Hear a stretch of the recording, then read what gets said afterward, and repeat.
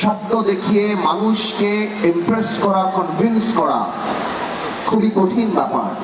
এর যে সবচেয়ে সহজ হলো জাতি বিভক্ত প্রক্রিয়া করা, যেটা গতানুগতিকভাবে আমরা দেখে এসেছি যে বড় বড় রাজনৈতিক দল বা এনারা এগুলি করে আসছে, বিশেষ করে গত 17 বছর ফ্যাসিস্ট আওয়ামী লীগ রিজিম যেটা করে আসছে।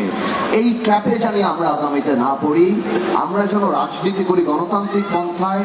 আপনারা আমাদের কোনো মাইনরিটি না, আপনারা কোনো অবশ্যই আপনারা গারো সম্প্রদায়, কিন্তু আমি মনে করি প্রত্যেকটা বাংলাদেশের নাগরিক যেমন আমাদের কাছে, তরুণ প্রজন্মের কাছে, সামনে যারা ইনশাল্লাহ আগামীতে বাংলাদেশকে নেতৃত্ব দেবে এবং বিএনপির যারা নেতৃত্ব আছেন, বিশেষ করে বিএনপির অ্যাক্টিং চেয়ারম্যান তারেক রহমান সাহেব থেকে আরম্ভ করে যারা আছেন, যে নিউ টিম আসছেন, যারা ওল্ড টিম আছেন, বা যারা আমি বলবো ওল্ড না, যারা আদার এক্সপিরিয়েন্স টিম আছেন, আমরা সবাই এটাই বিশ্বাস করি যে সবাইকে মিলে এই বাংলাদেশ।